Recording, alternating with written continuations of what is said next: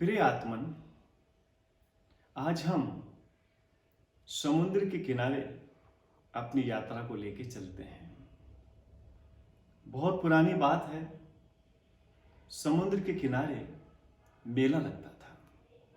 दूर दूर से लोग उस मेले में अभिभूत आनंद उत्सव मनाने आया करते थे। मेला एक ऐसी जगह है जहां सबका मिलन होता है। पूर्व में मेलों का होना इस बात का संदेश था कि जहां लोग आपस में मिलते थे। प्रतिवर्ष समुद्र के किनारे मेले का आयोजन होता था। आज भी मेला भरा और दूर दूर से उस मेले के अंदर लोग आए। चारों तरफ उत्सव हो रहा था, मेले का लोग आनंद ले रहे थे। तभी समुद्र के किनारे कुछ लोग खड़े हुए थे और उनमें से एक व्यक्ति ने एक जिज्ञासा अभिव्यक्त की कि समुद्र कितना गहरा होगा। अब जब प्रश्न उठ ही गया कि समुद्र कितना गहरा होगा, तो दूसरा पुरुष बोला, मुझे तो ऐसा लगता है कि 1000 हाथ तो होगा ही। तीसरा व्यक्ति वहां खड़ा था, उसने कहा, अरे 1000 हाथ कैसे हो सकता है? मुझे तो ऐसा लगता है कि 2000 हाथ होना चाहिए। मालूम उसको भी नहीं है, मालूम उसको भी नहीं है। और जिंदगी में ऐसा ही होता है। तभी तीसरे व्यक्ति ने कहा, 1-2 हजार हाथ तो नहीं हो सकता, करीब 5000 हाथ होना चाहिए। मालूम उसको भी नहीं है। चौथा व्यक्ति बोला, 5000 तो नहीं, इतना गहरा होना चाहिए कि ये 10,000 हाथ होगा। मालूम उसको भी नहीं। ऐसे संसार है, मालूम किसी को नहीं परमात्मा कहां है, कैसे हैं, कितने हैं, कब मिलेंगे। लेकिन चर्चाओं का बाजार हमेशा गर्म रहता है। जब तक निज अनुभूति ना हो, जब तक उस परमात्मा में एकम एक नहीं हुआ हो, तब तक उसके बाबत कुछ भी कहना अनकहा सा ही है। कोई 10,000 हाथ, कोई 20,000 हाथ, कोई 50,000 हाथ कहने लगा। अब निर्णय कौन करे कितना होना चाहिए? क्योंकि सभी अनभिज्ञ हैं। अपनी अपनी बुद्धि, अपनी अपनी अभिव्यक्ति, अपने अपने भावों से सब कह रहे हैं और मालूम किसी को भी नहीं है।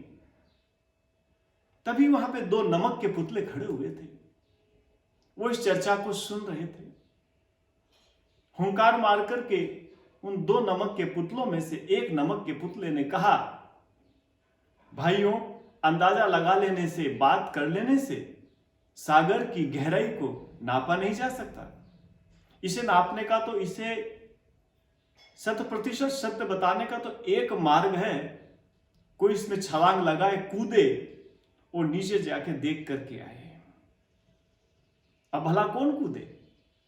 सब अंदाजा लगा रहे थे, अभिव्यक्तियां कर रहे थे, सब मौन हो गए। तो उस नमक के पुतले ने कहा, ठहरो भाई, इसका निर्णय तो तभी हो सकता है जब कोई इसकी गहराई को नाप करके आए, और अभी मैं नाप करके आता हूं। और नमक के उस एक पुतले ने छलांग लगाई और हाथ, 2 हाथ, 10 हाथ, 20 हाथ जाते जाते नमक घुलने लगा। अभी वो थोड़ा ही भीतर गया था और वो नमक का पुतला उस पानी में विलीन हो गया। आया ही नहीं। लोग प्रतीक्षा कर रहे थे, अब वो आवेगा, बतावेगा।